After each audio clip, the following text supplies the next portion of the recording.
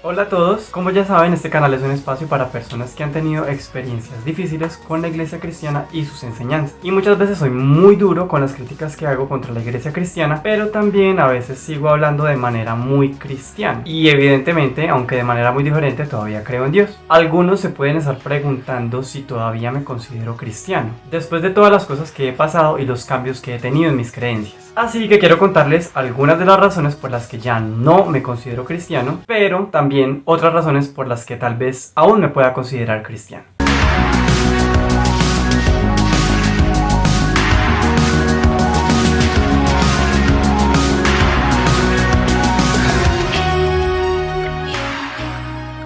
Porque ya no me considero cristiano. Primero, porque no creo que convertirse a Cristo sea la única forma de encontrar el camino o la salvación. Una de las cosas en las que más cambié durante este tiempo es en comprender que una sola religión no puede poseer y administrar toda la verdad. El cristianismo nace del judaísmo y los judíos se llaman a sí mismos el pueblo escogido. De ahí que los cristianos tengan este sueño de que algún día toda la humanidad reconocerá a Jesucristo como su único Señor y Salvador. Esperan algún día evangelizar a cada persona del planeta y convertirlos al cristianismo. Y los que no lo acepten, pues, ¿se irán al infierno? Esto aún me suena a Santa Inquisición. La verdad es que pensar que culturas tan sabias y tan milenarias como el hinduismo o como el budismo dejarán sus creencias para convertirse al cristianismo es algo de lo más poco realista que puedo escuchar de los cristianos. Para ellos, todas las religiones que no confiesen a Jesús como el Hijo de Dios y como el único camino simplemente son paganos o idólatras, y las creencias ancestrales de los indígenas solamente son brujería o hechicería. Se sigue replicando el tiempo de la colonización, donde o aceptas el Dios que yo te traigo o arderás. Esto es lo que os ocurrirá si desafiáis a los cristianos. Al igual que el profesar otra religión, el no profesar ninguna religión o creencia, o sea, ser ateo, es sinónimo de inmoralidad o maldad, o incluso satanismo. Uno de los pasos más importantes que el cristianismo debería dar para su progreso es reconocer que Dios no solo se reveló a la humanidad a través de Jesús y de la Biblia, que Dios se ha manifestado a muchísimos pueblos y de muchas maneras diferentes, y en todas ellas hay una parte de la verdad, y además muchísimas cosas que aprender. Segundo, porque históricamente el cristianismo ha utilizado la Biblia para oprimir y discriminar en vez de para liberar y restaurar, lo cual es más coherente con la misma enseñanza de la Biblia. La homofobia, el machismo, el clasismo y el racismo en nuestra sociedad han tenido sus raíces en enseñanzas cristianas y bíblicas. Se han usado textos de la Biblia para justificar cómo se ha tratado históricamente a las mujeres, a los homosexuales, a los pobres, a los negros. Creo que un cristianismo sano y real es aquel que aboga por el oprimido, por el rechazado, por el discriminado de esta sociedad. ¿O no fue así como actuó Jesús cuando estuvo en esta tierra? En cambio, ha enseñado la superioridad del hombre y la condenación de las personas LGBT. Este es el trapo de inmundicia que hay que primero colocar acá, porque... Y se ha posicionado como un poder incuestionable hablando en nombre de Dios, mientras que han causado más dolor del que se pueden imaginar a todas las personas que intentan salvar. La Biblia es un texto sagrado en el que se habla de amor, de paz, de justicia, de verdad, y este debería ser un manual de cómo crear un mundo en el que todos tengan cabida y sean aceptados. El cristianismo se ha encerrado en sus iglesias a crear doctrinas teológicas, a orar, a leer, a cantar, y el mundo real, el que está allá afuera, el que necesita paz, justicia, libertad, el que sufre, busca paz y salvación, respuestas a sus preguntas, alivianar sus cargas. Ese mundo se olvida. Las personas de carne y hueso no son la prioridad.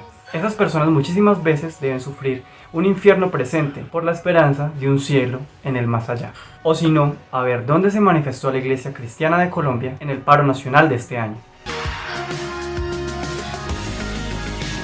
Tercero, por su separación de la ciencia. Galileo Galilei creía que la ciencia y la religión eran dos lenguajes para describir la misma realidad. Muchas veces me sentí avergonzado cuando como cristiano me vi obligado a atacar teorías científicas como la evolución o el Big Bang, y debía, por el contrario, defender la narración bíblica como única respuesta posible.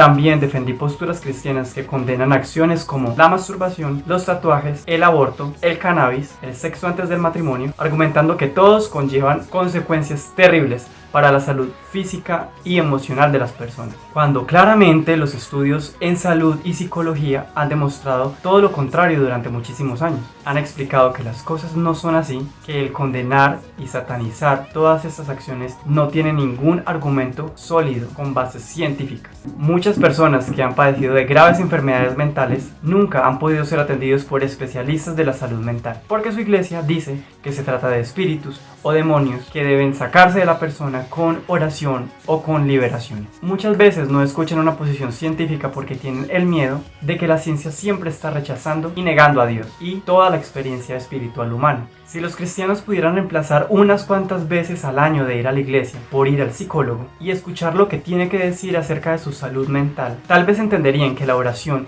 y las disciplinas espirituales siempre necesitan ir acompañadas de acciones concretas en este mundo físico, y de eso se encarga la ciencia. El cristianismo en nuestra sociedad tiene la fama de poco inteligente y de ignorante, y no creo que sea solo por creer en cosas que no podemos ver ni tocar, sino por rechazar tajantemente cualquier evidencia científica para poder defender sus creencias. Las universidades se han convertido en la gran puerta para que los jóvenes salgan de las iglesias. Allí comprenden que gran parte de sus creencias son irracionales, y se llega a un punto donde es casi imposible defenderlas. Pero la fe y la ciencia no son opuestos excluyentes, son dos facetas complementarias de la realidad humana, la ciencia para el cuerpo y la fe para el espíritu.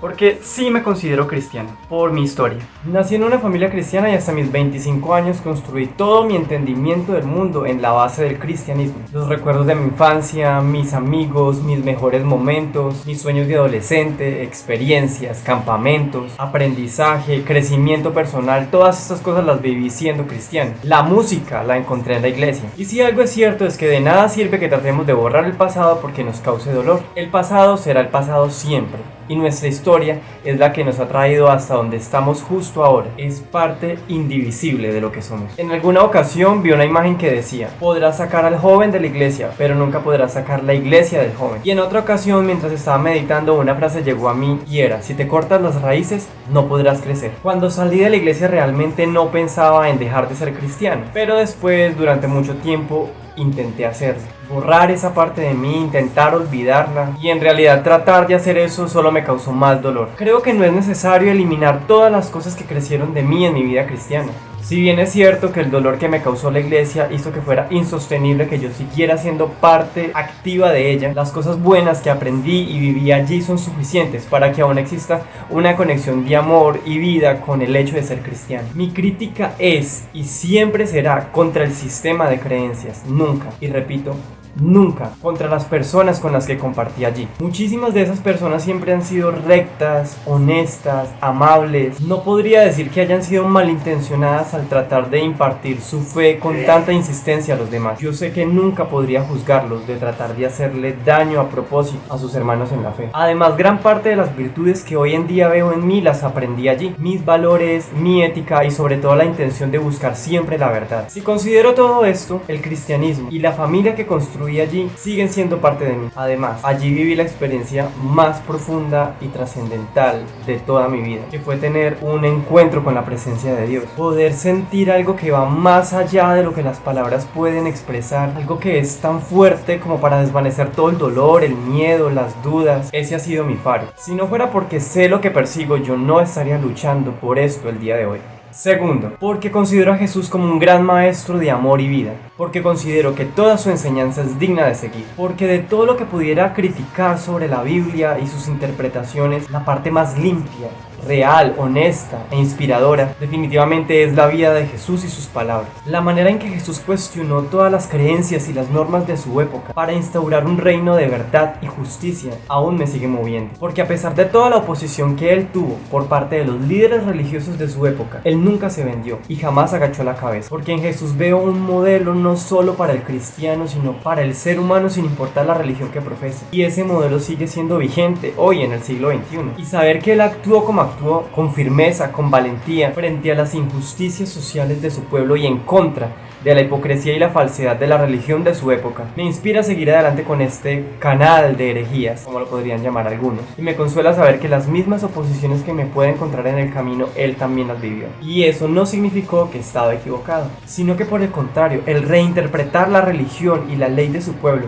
y reorientarla hacia su verdadero sentido, que era la paz, la verdad y la justicia, fue el eje central de su misión en este mundo. Yo creo que la manera de actuar de Jesús fue tan verdadera, tan limpia, que logró partir la historia de la humanidad en dos, porque logró poner en evidencia la esencia de la vida y el sentido del paso por esta tierra, porque logró realizar en sí mismo todo el potencial de divinidad que había en él, y nos mostró que al igual cada persona puede hacer, llegar a ser uno con el Padre. Tercero, porque creo que la Biblia es una herramienta con un poder que no alcanzamos a dimensionar, pero una manera de dimensionar el poder que tiene es observando cuántas cosas la humanidad ha creado con la Biblia como instrumento. Cosas grandiosas y también cosas terribles. Imperios, sociedades enteras, tradiciones de siglos, la Santa Inquisición, miles de muertos de quienes mataron sus cuerpos y otros miles de quienes mataron sus almas, millones de dólares en las megaiglesias y millones de creyentes alrededor del mundo. El mismo capitalismo sobre el que se basa nuestra sociedad parte de los teólogos cristianos protestantes alemanes. Existe una película llamada El libro de Elí, en la que un hombre protege un libro poderoso, el cual le da a quien lo posea el poder